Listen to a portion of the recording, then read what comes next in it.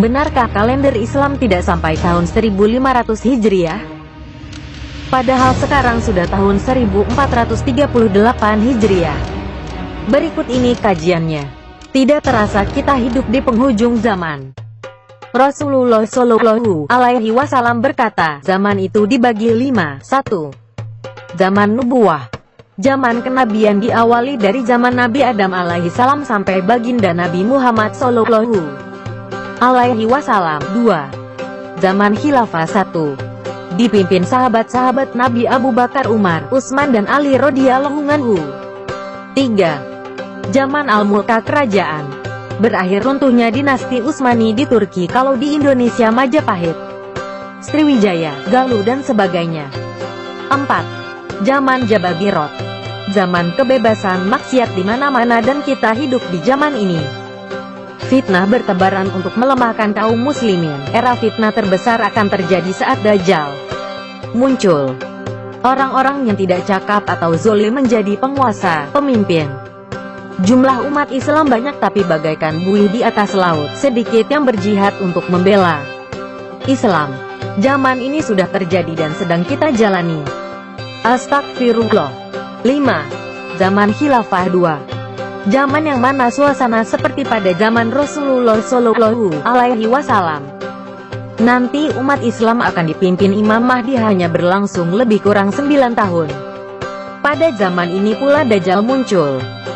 Nabi Isa alaihi salam juga muncul, ditugaskan untuk membunuh Dajjal dan mengislamkan orang-orang kafir atau Nasoro. Para ulama hadis memprediksi tentang usia umur umat Islam. 1. Ibnu Hajar Asqalani, seorang ulama pakar hadits. Kitab beliau yang populer di Indonesia adalah Fathul Bari. Beliau berkata umur umat Islam sampai 1476 Hijriah. 2. Imam Asyuyuti, beliau mengatakan umur umat Islam sampai 1477 Hijriah. 3. Ibnu Hajar Hambali, kata beliau umur umat Islam lebih dari 1400-an namun tidak sampai 1500 Hijriah. Allahu Akbar, sekarang umur umat Islam sudah sampai pada 1437 Hijriah. Hari kiamat tidak ada yang tahu termasuk Rasulullah Shallallahu Alaihi Wasallam. Namun mengenai umur umat Islam, Rasulullah sudah memberi bocoran tidak sampai 1500 Hijriah. Kelak di akhir zaman Allah Subhanahu wa Ta'ala akan wafatkan serentak umat Islam di muka bumi dan yang tersisa hanyalah orang kafir yang akan menyaksikan hancurnya bumi, gunung, laut, langit, dan seluruh alam. Baca surat Al-Qoriyah, Al-Qiyamah, Al-Waqiah.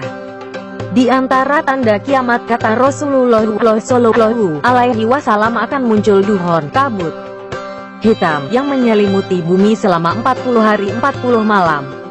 Lalu sahabat bertanya, ya Rasulullah, kapan itu terjadi? Kata baginda Nabi Shallallahu Alaihi Wasallam, itu terjadi apabila yang pertama kalau penyanyi wanita bermunculan di mana-mana. Yang kedua, kata Rasulullah Shallallahu Alaihi Wasallam, kalau alat musik dicintai oleh umatku dan minuman keras di mana-mana. Saudaraku, tanda-tanda di atas sudah muncul semua sekarang. Mumpung masih ada waktu, mari segera benahi diri. Perbaiki kualitas ibadah dan perbanyak amal solih untuk bekal di akhirat nanti. Wallahu a'lam. Sudah siapkah kita? Kajian ilmiah seluruh pakar iptek di timur dan barat sudah 100% membenarkan peringatan Rasulullah 14 abad yang lalu ini. Dan janji Allah pasti benar dan tepat. Badan Meteorologi dan Geofisika menyatakan bahwa akan terjadi kemarau panjang yang akan melanda dunia. Diperkirakan kemarau panjang tersebut akan dimulai tahun 2019 hingga 2022. Cadangan air dunia saat ini hanya tersisa 3% saja. Lalu apa artinya informasi ini bagi kita? Artinya adalah keluarnya Dajjal telah sangat dekat. Dan munculnya Imam Mahdi telah berada di tengah-tengah kita, tanpa kita sadari.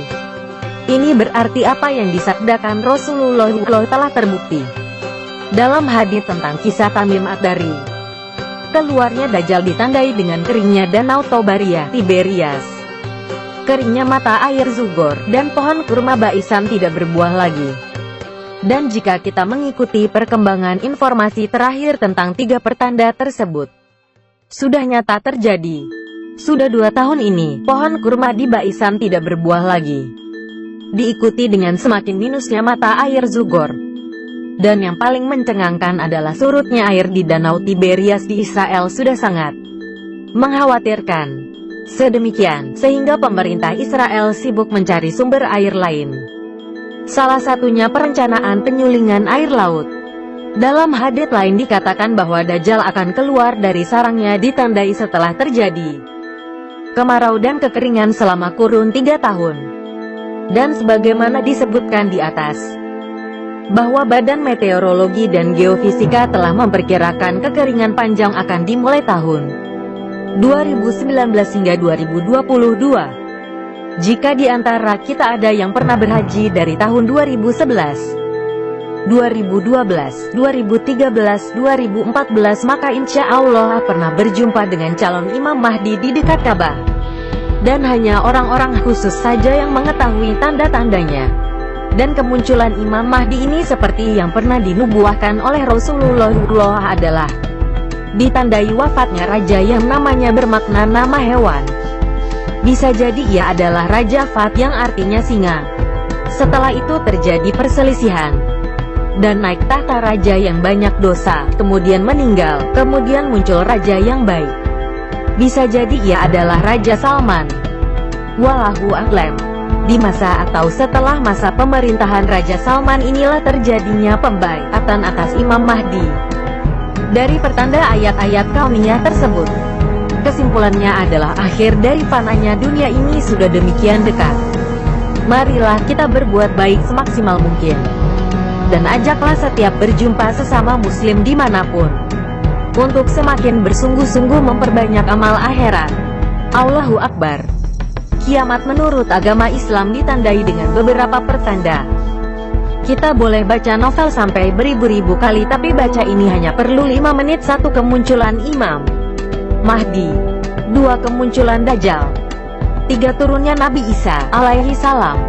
4. Kemunculan Yakjuj dan Makjuj. 5. Terbitnya matahari dari barat ke timur. 6. Pintu pengampunan akan ditutup. 7. Dabah akan keluar dari tanah dan akan menandai muslim yang sebenar-benarnya. 8. Kabut selama 40 hari akan mematikan semua orang beriman sejati sehingga mereka tidak perlu mengalami tanda-tanda kiamat lainnya. 9. Sebuah kebakaran besar akan menyebabkan kerusakan. 10. Pemusnahan, runtuhnya Ka'bah. 11. Tulisan dalam Al-Quran akan lenyap. 12. Sangka kalah akan ditiup pertama kalinya, membuat semua makhluk hidup merasa bimbang dan ketakutan. 13. Tiupan sangka kalah yang kedua kalinya akan membuat semua makhluk hidup mati, dan yang ketiga yang membuat setiap makhluk hidup bangkit kembali. Nabi Muhammad Shallallahu Alaihi Wasallam telah bersabda, barang siapa yang mengingatkan ini kepada orang lain, akan kubuatkan tempat di surga baginya pada hari penghakiman kelak. Kita boleh kirim ribuan BBM mesra promote BC yang terlalu penting, tapi bila kirim yang berkaitan dengan ibadah mesti berpikir-pikir. Allah berfirman, jika engkau lebih mengejar duniawi daripada mengejar dekat denganku, maka aku berikan, tapi aku akan menjauhkan kalian dari surgaku. Itulah yang dimaksud Dajjal yang bermata satu. Artinya hanya memikirkan duniawi daripada akhirat. Kerugian meninggalkan sholat subuh, cahaya wajah akan pudar. Zuhur, berkat pendapatan akan hilang. Asar, kesehatan mulai terganggu. Maghrib, pertolongan anak akan jauh di akhirat nanti. Isya, kedamaian dalam tidur sukar didapatkan. Sebarkan dengan ikhlas. Tiada paksaan dalam agama, niatkan ibadah, sebarkan ilmu walau 1 ayat. Nasihat kubur. 1. Aku adalah tempat yang paling gelap di antara yang gelap, maka terangilah aku dengan tahajud. 2. Aku adalah tempat yang paling sempit, maka luaskanlah aku dengan bersilaturahim. 3. Aku adalah tempat yang paling sepi, maka ramaikanlah aku dengan perbanyak baca Al-Quran. 4. Aku adalah tempatnya binatang-binatang yang menjijikan, maka racunilah ia dengan amal sedekah. 5. Aku yang menghimpitmu hingga hancur bila mana tidak sholat. Bebaskan himpitan itu dengan sholat. 6. Aku adalah tempat untuk merendammu dengan cairan yang sangat amat sakit. Bebaskan rendaman itu dengan puasa. 7. Aku adalah tempat munkar dan nakir bertanya. Maka persiapkanlah jawabanmu dengan perbanyak mengucapkan kalimat La ilaha illallah. Kirim video ini semampumu dan seikhlasmu kepada sesama muslim. Sampaikanlah walau hanya pada satu orang. Karena, saat kamu membawa Al-Quran, setan biasa-biasa saja. Saat kamu membukanya, syaitan mulai curiga. Saat kamu membacanya, ia gelisah. Saat kamu memahaminya, ia kejang-kejang. Saat kamu mengamalkan Al-Quran dalam kehidupan sehari-hari, ia stroke. Terus dan terus baca dan amalkan agar syaitan stroke semuanya juga jantungnya dan mati. Ketika Anda ingin menyebarkan ini, lagi-lagi syaitan pun mencegahnya. Syaitan berbisik, sudahlah tak usah disebarkan. Tak penting, buang waktu saja. Tak mungkin akan dibaca sekecil apapun amal ibadah, Allah Subhanahu wa Ta'ala menghargainya. Yang mensare ini semoga menjadi amal, amin.